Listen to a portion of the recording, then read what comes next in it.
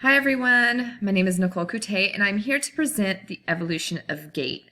I'm going to start in early childhood and work my way all the way through to older adulthood and the elderly. So when it comes to the evolution of gait, early childhood is it's essential that we instill confidence in our young ones. Of course, it starts in utero and the health of our babies. So when they come out, they can absolutely be coordinated and be flexible, their joints be amazing, and they be able to start moving around as soon as possible. So for early childhood, theories and principles, they will obviously straight from crawling, being on their belly and start to, how they do on their belly and they kind of like raise their arms like seals. From there, they're going to start moving their legs first. And that's when they kind of start teetering and falling on their faces. From there, they start using their hands. And if they have the strength that they need, that's also a constraint I will talk about, but the strength that they need will actually bring them up on their hands and knees. And then they will naturally use their alternating hands and feet pattern during crawling, and that will influence, of course, their motion forward and with the encouraging of the parents. So the legs and the arm swing will be in the early gait pattern once they pull themselves up, but that actually begins when they're crawling and learning to move that way.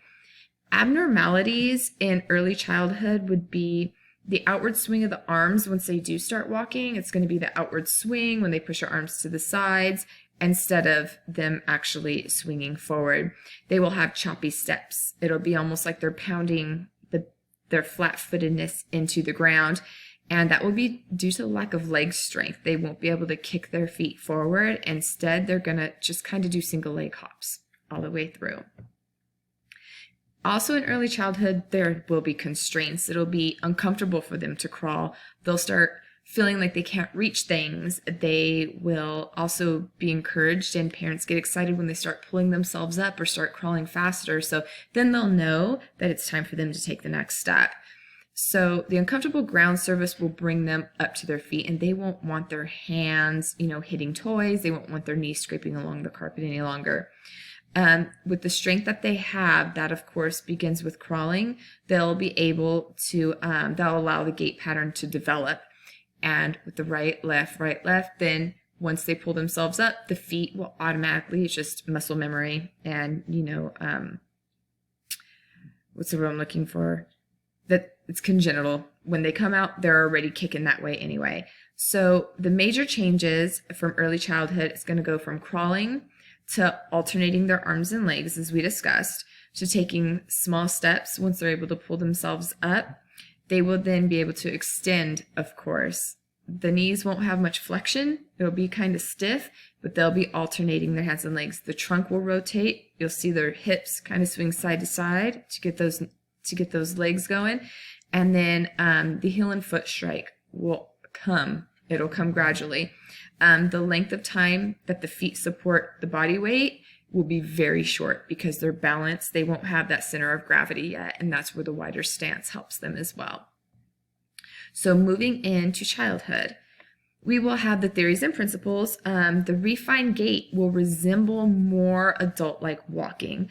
They'll mimic their parents, they'll mimic the adults around them, and their feet and arms will be a little more synchronized and alternating as they walk. There'll be less variability in their gait. Their steps will be more consistent, and the choppiness will soon start to go away.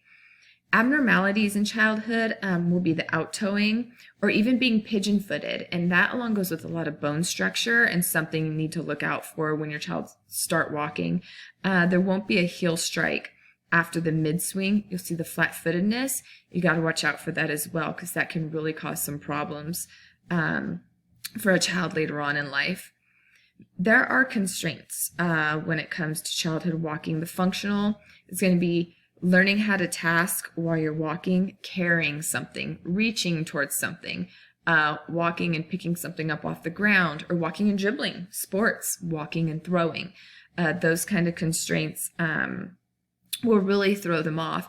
And then also balance. When kids are kind of distracted or walking, or they find an object they have to go around very quickly, they may run into it. They won't have that that center of gravity all the way yet in order to make a quick change of direction. And a lot of times they fall and skin those little knees on the playground, and that's a major cause.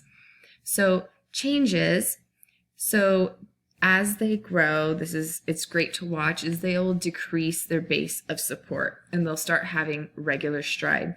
They'll have the heel to foot pattern, that heel strike that I was talking about, and they will have more of a double lock knee pattern where in the stride, once they have that forward step before you hit that mid swing, so they'll have the knee flexion, and extension. That's the double lock knee pattern. That's natural. And if that's not there, that will definitely go back into the abnormalities. So you got to keep an eye on that as well. Moving into adulthood. Theories and principles. Critical events of stance and swing include double limb support, where before that mid-swing hits, where the feet are actually kind of balanced with the weight in the middle of the step, in the middle of the phases, the gait phases, and flexibility and the hip and knee. They should all flex together during the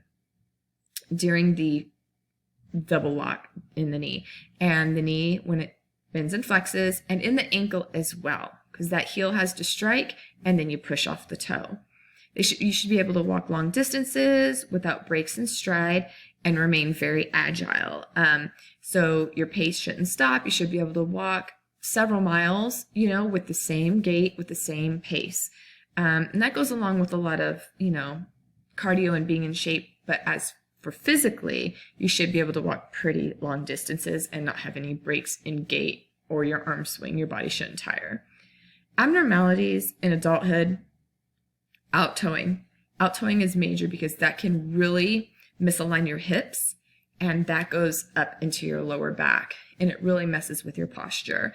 So early gait patterns, they're really easy to get in bad habits for your kids. You really have to keep an eye on that. Make sure that the heel strike hits right. Otherwise, they'll end up getting, they'll be flat-footed, and that will also cause lower back problems.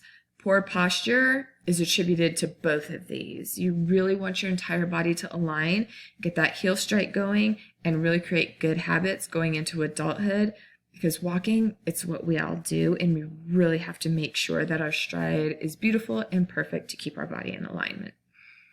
Constraints in adulthood. Obesity.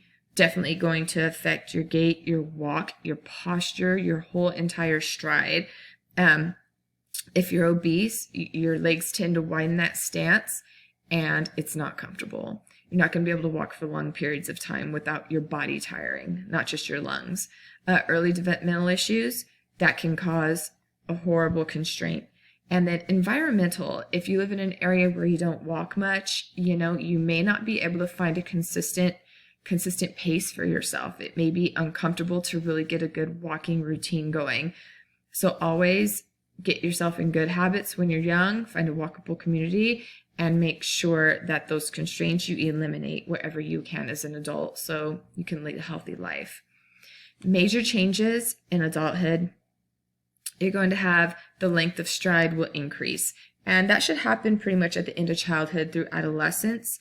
But as you grow taller, your stride length, of course, is going to grow even, and each foot, each step will be even and will be consistent with its timing. And then going into the single limb weight. So where you have, your double limb support, you're also going to have single limb support just for a moment. And that will increase as well as your stride increases. Your arm swing will be flexible.